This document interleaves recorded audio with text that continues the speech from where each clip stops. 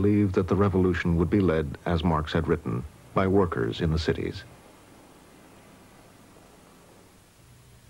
But a small group in the party believed the key to revolution lay in the countryside, where most of China's people lived.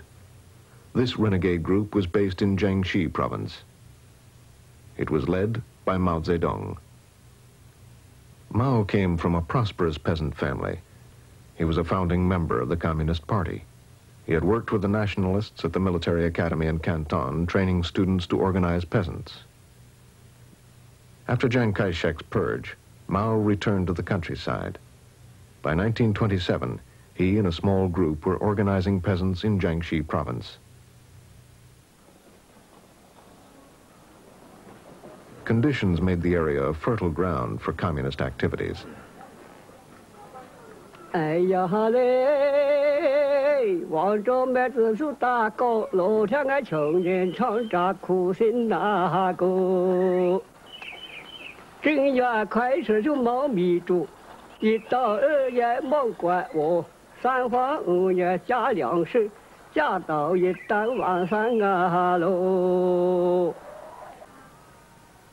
In South China, there were huge gaps between rich and poor. Rents were high, and taxes were often collected decades in advance.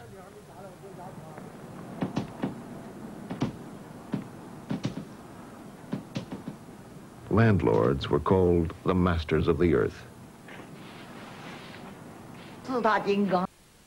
The communists organized peasant associations and began social reforms. Their actions unleashed pent-up hatred of local landlords, and violent class struggles soon erupted. By 1930, the communists had set up a government in Jiangxi. Mao had joined forces with Zhu De, another veteran revolutionary. Their men formed the Red Army, which Liu Hanshao joined. I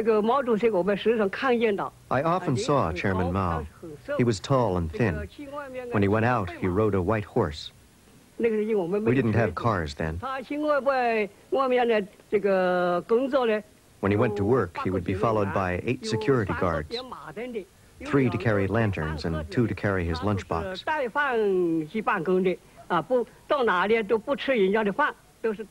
He wouldn't eat in someone's home. He took his meals wherever he went. Sometimes when there was a meeting, he would stand on a mound and shout slogans. He would shout, "Advance to Nanjing! Advance to Nanking! Take Chiang Kai-shek alive!"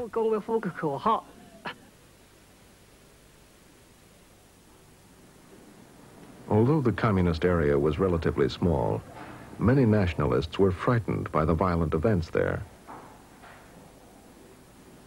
Chiang Kai-shek was concerned.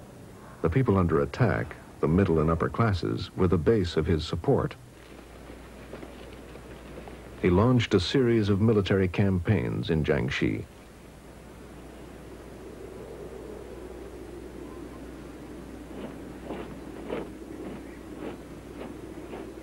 They were defeated.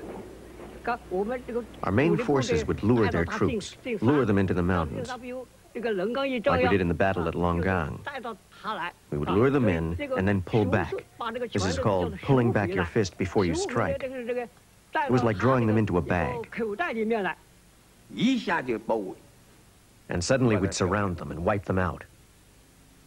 Understand? We'd lure the enemy deep, deep into the Soviet area, and then suddenly surround them.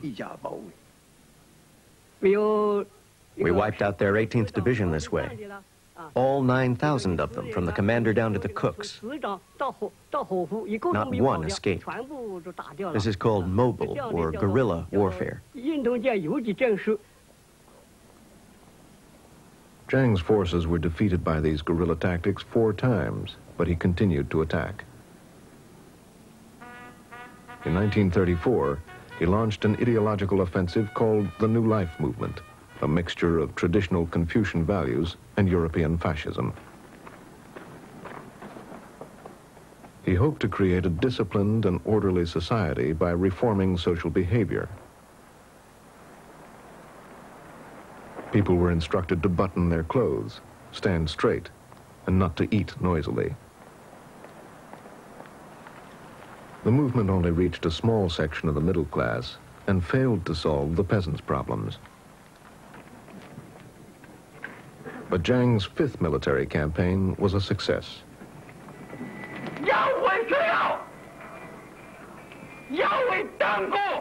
In an all-out effort, Jiang had gathered nearly 1 million soldiers and all the military machinery he could muster. And he changed tactics.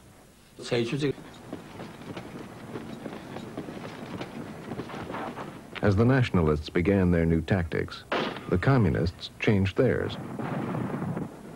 They had planes and cannons. We had nothing.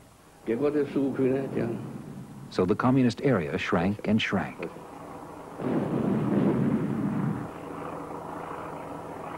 Shrank and shrank.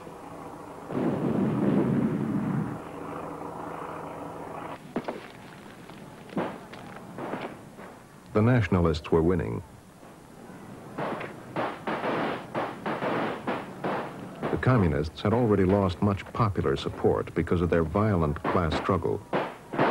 By the summer of 1934, they were losing badly. 1,000 communists broke out of the nationalist blockade. They began a forced retreat which became known to the world as the Long March. For over a year, they walked an average of 17 miles a day, often through hostile territory. Nationalist troops chased them much of the time.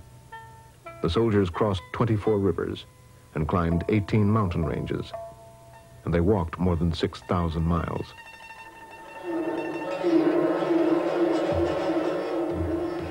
For the survivors, it is remembered as one enormous battle going on forever.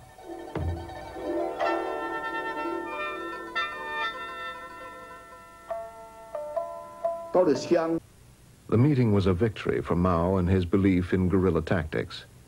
He became the leader of the Long March, and soon of the entire Communist Party. Otto Braun lost his influence. From this time on, the Chinese Communists received virtually no help from the Soviet Union. The march went on. The soldiers continued to face the threat of relentless nationalist attack, and nature, which was often just as lethal. When they crossed the snowy mountains, most of the troops who came from the south were completely unprepared. I still have a photo of us.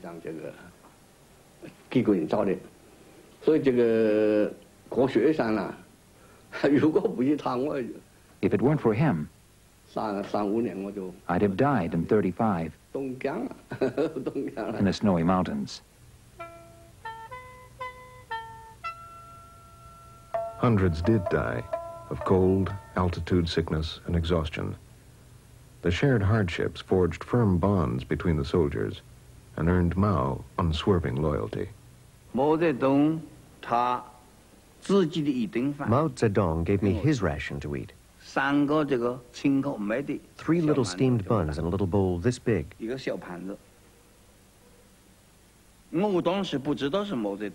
first I didn't know that it was Mao's. In one bite, I ate 2 of them. When I found out it was his meal, I stopped eating. He